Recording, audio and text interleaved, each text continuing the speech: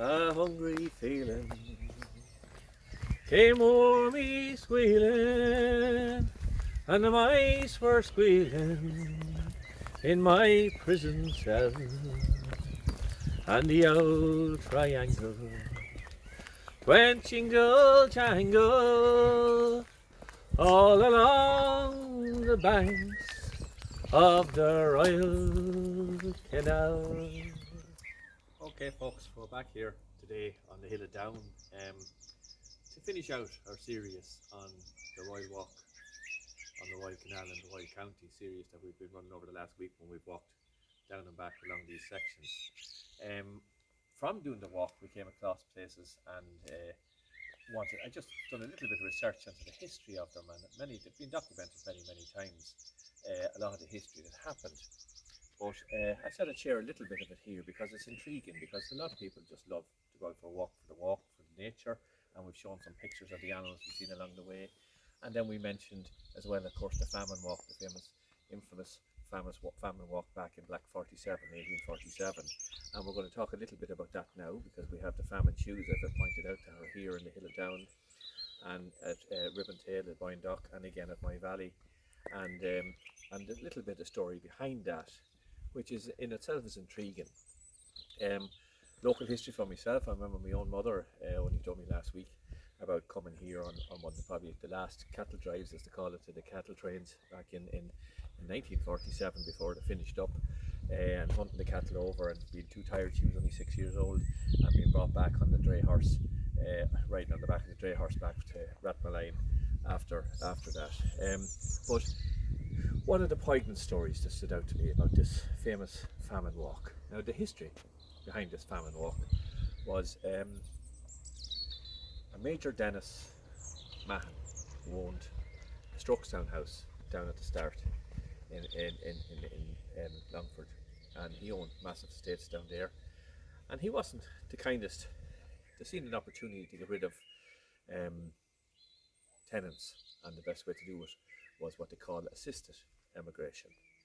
Assisted emigration, what a choice of words. That was like that, and what it really was assisted genocide. It's like saying that cattle going to Keepack were going to be simply relocated.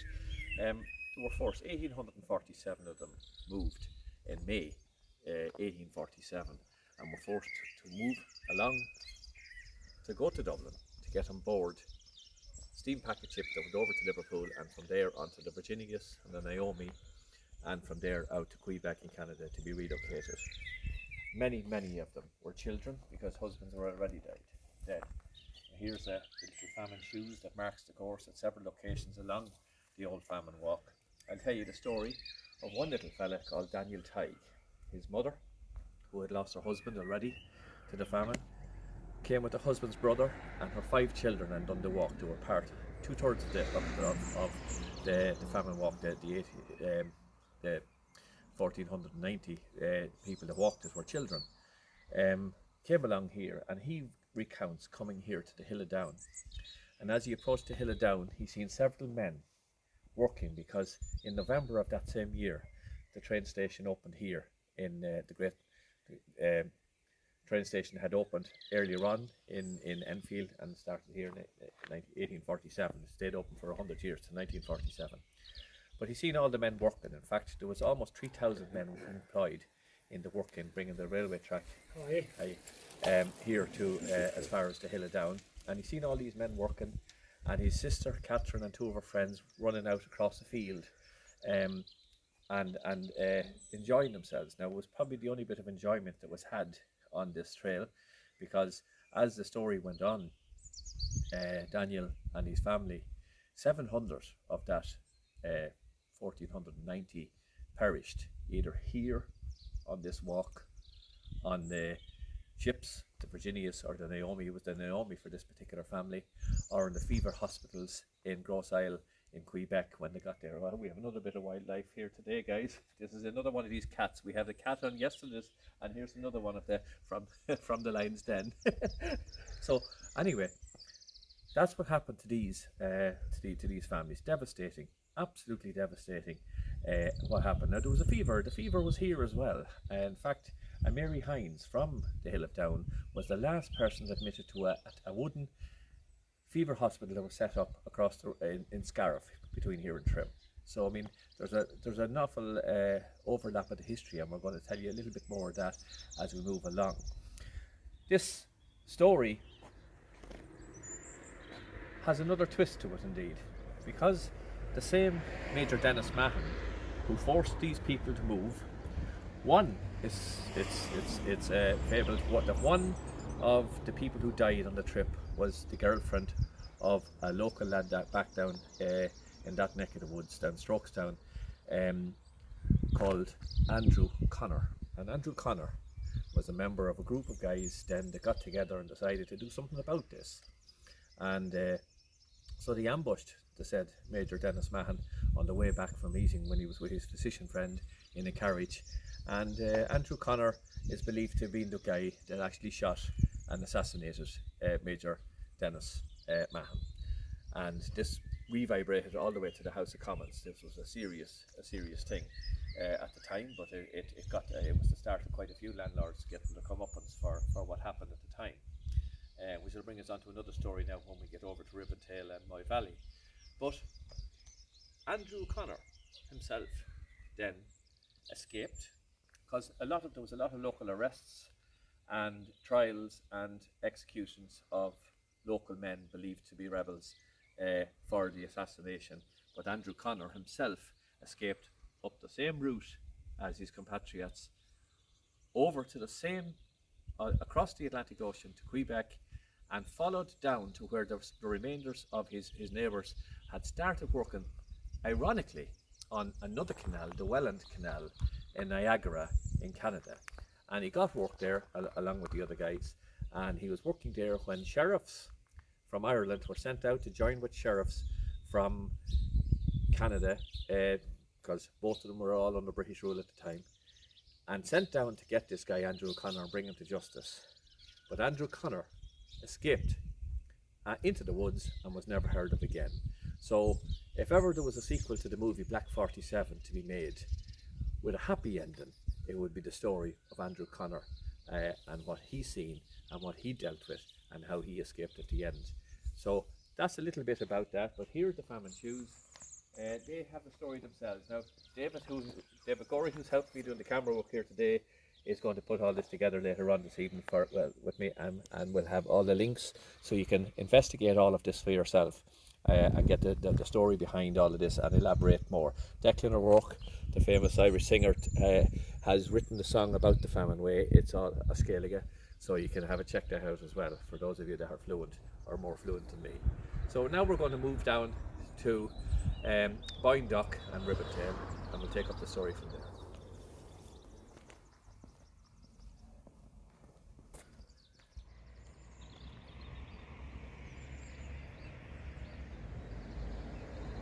Now folks, we're over at Ribbontail Paddlers, just up from the Boyne-Dock, which we're going to go down to next. And here we have again the little Famine Shoes. A little bit about Daniel's story as well, in his own words. I want to just read this little small paragraph of his experience of coming on the Hill of Down and along here. As we journeyed on, the rain lifted and we neared the fine harbour and bridge at the Hill of Down. We heard the clanging and soon see an enormous group of hundreds and hundreds of men and boys, backs bent, working on building the new railway station and laying the heavy tracks for the railway line which will open soon. It is hard labour with their picks and shovels, but they are getting paid and need the work to feed their families. There are fine horses being watered and fed, better than ourselves, before being harnessed to pull the flyboats with the passengers along the canal. As we walk on, the sun comes out and we pass a huge field of yellow buttercups, and Catherine, my sister, and little Mary Cox and Bridget Egan laugh with excitement as they run through them and pick some. Life in this part of the country is not as bad as it is back in Strokestown, it seems. And that's just a little bit of Daniel saying what he experienced as he came through these parts. And he did make mention too of the fine bridge over the Boyne-Dock that we're going to visit now next. Daniel and his sister, so having survived the trip, having lost the rest of their family and having gone through, having to see them buried at sea unceremoniously off the ship Naomi, landed in Quebec and were taken in by a family there, and instead of the half acre they left back in Strokestown, Roscommon, they were brought up on a 168 acre farm there. And his great grandson, Richard Tighe, they changed the name from Tighe back to Tighe, as they did with Americanizations of names, and in Canada the same, came back to visit 166 years later. Was the first time that the descendants of Daniel set foot back on Irish soil. So that in itself was a poignant thing to see, all part of the history of the Famine Way along the Royal Canal.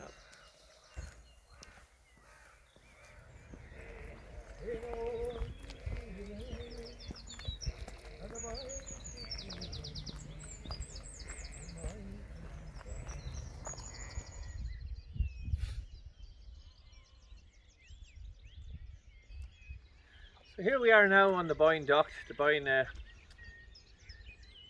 aqueduct, where the canal, the Royal Canal, passes over the River Boyne.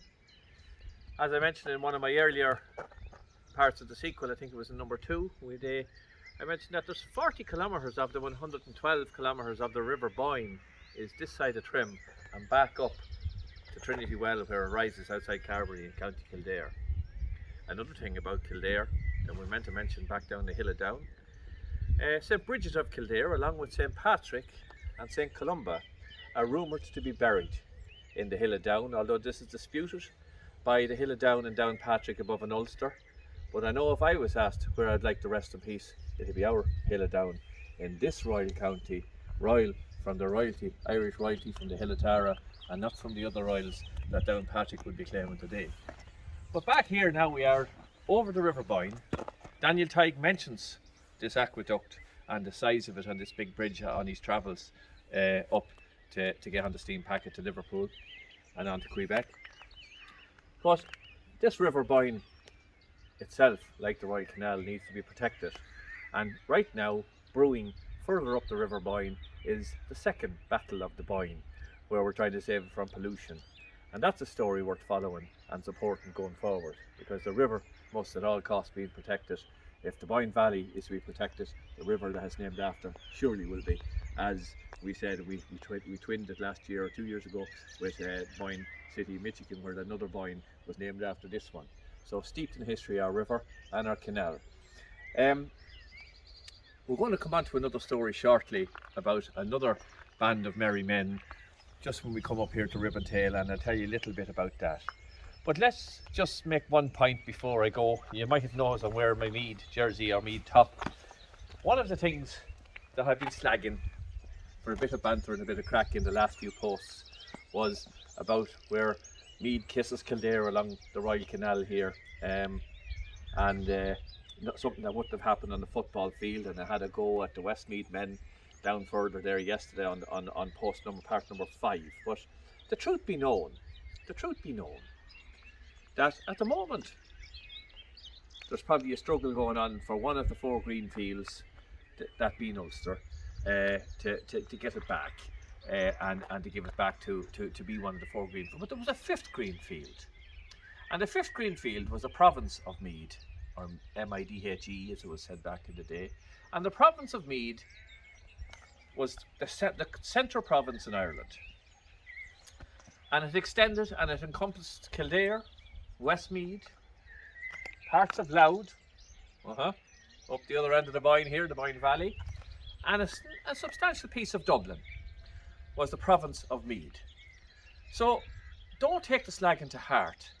The truth is, you're descendants from the great royal county of Meath, and you should be all wearing the one jersey. So folks, we're down at Ribbontail Bridge, roughly halfway between Boyne Dock and my valley, and the scene of a mass path, a bridge across the canal from Mascores to continue on about 1.5 kilometres into the village of Longwood to attend Mass. This is historic, and one of the things that tickled my curiosity, I didn't know only up to last week, when I seen Rivintail Bridge, and I know there's no townsland called Ribbon or anything to do with ribbons around here, how they got the name Ribbontail on it, and Ribbontail Paddlers Club further up. So I investigated it, And what a story this is. Starts back early 1800s. Everybody was hunkadory. Prices of corn, prices of feed, prices of livestock, everything was fairly high, simply because the battle against Napoleon was raging, the Napoleonic Wars. But that all came to when a local man, believe it or not, from Summerhill, by way of Trim, Arthur Wellesley, the Duke of Wellington, defeated Napoleon in the Battle of Waterloo, and with the defeat came the collapse in the prices of barley and corn and agricultural produce.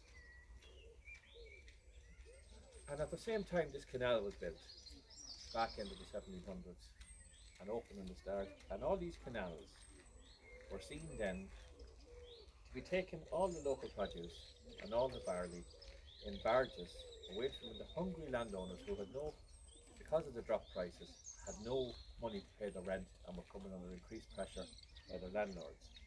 And all of this was shipped up the canals into Dublin. And for some reason, it was cheaper to ship on the Royal Canal than the sister canal over in Kildare here, the Grand Canal. So these hungry people seen all of the produce coming along and they couldn't pay their rent. And so a group of them guys got together called the Ribbonmen. They weren't just here, they were dotted all over Ireland and in Ulster and fighting normally against Orangemen in the north, but they were set up predominantly a Catholic secret society in the beginning. And they set up here to protect, to do a Robin Hood, for want of a better word, to rob from the rich and give to the poor. And they employed several methods, one of them being to intimidate barge owners to pay their employees proper wages, and anyone who accepted less got a bit of a hiding. Another thing that they did to create local employment was they'd come along at night and dig out sections of the bank and let the water rush out and wash away large swathes of the river bank, and to be on hand first thing in the morning to be employed to put it back right.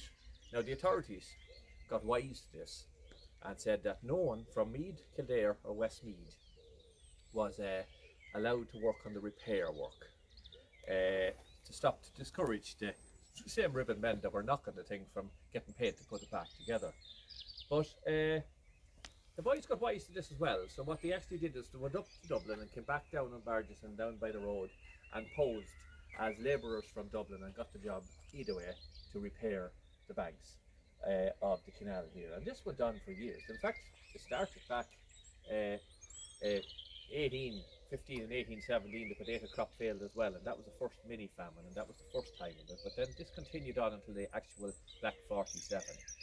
Down at the aqueduct at Blackwater was the scene of one of the biggest and most active breaks on the canal, where 247 metres was washed away overnight, and there was 500 men on the bank digging the following morning, and the authorities had to send out army and to try and disperse some of the workers, because 500 obviously weren't going to get paid for putting it back. But these gates you see here in the river were one of the things that was employed to stop the water flowing whenever a bank was burst either side, and there in several places along the canal as well. So it's not so much a lock as a way to save the water that was in the canal.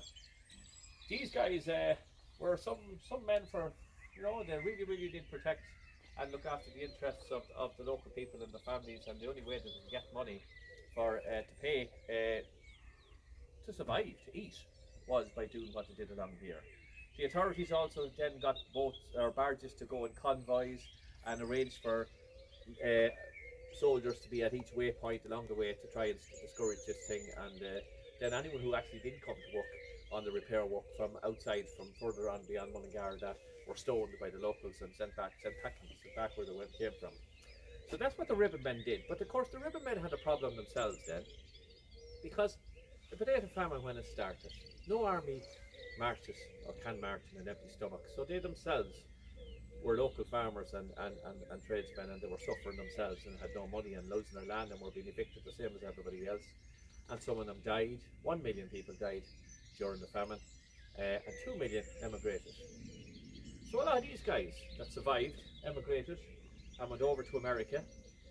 But they didn't forget all of what they did then. Some of the ribbon men, who were identified incidentally by, they used to wear a little ribbon, green ribbons in this area, in a lapel, in a buttonhole, so that they'd be able to greet each other and have their passwords and all the same things, normal things that secret societies had. But they helped to found the Ancient Order of Hibernia in America, which is still there to this day, and is there to help Irish emigrants that land in America. In fact, only campaigned 2 weeks ago and lobbied President Joe Biden to reinforce his commitment to the Good Friday Agreement when there was a little bit of an argument going on up in Derry there, and they were throwing things around the place. So it's carried on to this day that these guys' descendants are still there helping the Irish people, expats who move abroad and emigrate. But this carried on from the story that these would have been all part of the emigration story and what was done to protect the folks as they went along. Further down we have my valley, and as I say, that was one of the most active areas where the ribbon men worked their magic, so to speak. And then you come into Enfield, and Enfield itself, the train station opened there a few short months before they hill it down. It's amazing that the train station opened only a few short weeks after the demise of the infamous Major Dennis Mahon, so he never got to get on that train. But Enfield itself, New Infield, as it was called in times past, was a coach point where they used to switch coaches and horses and stay in an inn overnight, where the Chinese restaurant is now. There was no Chinese restaurant back then. There was no Chinese, never mind a Chinese restaurant around these parts. But it became Enfield then when a postmistress from the other Enfield in Middlesex in the UK came over and settled there and decided to call it Enfield in what we call it today. The story continues the other side of Enfield, out in Kilbrook, where Theresa Brayton wrote the famous poem which was adapted into song, The Old Bog Road, which tells the story of some of those emigrants and what they wished to be back on the old bog road, do with the sigh, cutting the grass and making the hay and the hawthorns and the whole 9 yards. And then on up further up to Ferns Loch. Ferns is Gaelic for elder trees. We had the elder flowers in trim and elder trees at Ferns Loch, so elder seems to be a predominant thing in the area in general. But those are some of the stories along the Royal Canal. We enjoyed walking it. We're going to enjoy walking several sections of it. We're going to do some more of it right now. Walking this Royal Canal, and we look forward to when restrictions lift and we can walk on further down through Westmeath and maybe all the way to the end of it at Strokestown and back up into Dublin. But we totally enjoyed walking it. It's a great exercise. It's a very safe place for kids to cycle, kayak, walk. It's just a lovely place. So if you're not in it for the history, you can be in it for the nature or the exercise. It's all good, and it's all here in the Royal Canal Greenway in County Meath, County Meath. Orla says the same herself. She accompanied me in all these walks, and she says, I'm just doing it for the exercise, and I like the bit of nature. I like a bit of history thrown in. I hope you've enjoyed our series, and we're concluding now. And as I said, we'll work on magic a little before we edit this, and we'll have all the links so you can go and investigate all these little stories and the expanded versions of them, and listen to Declan song about the Royal Canal. And I hope you enjoy it, and thank you very much. Deep in your memory, deep in the dreaming, deep beneath the beating of your ancient heart, there burns a spirit, a strong, noble spirit. Remember, deep beyond memory, back before the dreaming, deep in the blood that is flowing through our bodies. We are the people, we are the children of the land of the scholar and the poet. Remember our heritage, hold on to its beauty, keep alive the music of our native tongue, but don't forget our sorrows and all of our sadnesses. Reflect on all that we have overcome. If we can remember, we can try to understand. If we can understand, we can learn to forgive. If we can forgive, we can begin to grow. Remember, remember, remember. Godain i the chivne, godain i the ashling, godain fwy chysle de hana chri. Ta anam agdo, anam uasel agus tream, civnig, civnig. Godain riven civne, sarahanic an ashling, godain savil, et I gritchi de gorp. Is muidne an pobl, is muidne an oige, schlucht na scolari, is fili ar nuiche. Civnig ar nairacht, cynnig glav ar an áilecht, cynnig ceol ar deanga bríomhar agus beo, ach na dermad ar gahu, is an dofrón galéir, cynnig glav ar an maid ar honimwyd harish. Mas féidirlin civnú is tacht ar an tiskint, mas féidirlin tiskint maifar an crí. Ma waimid I chéile, tuk ag bor agus fás. Civnig, civnig, civnig.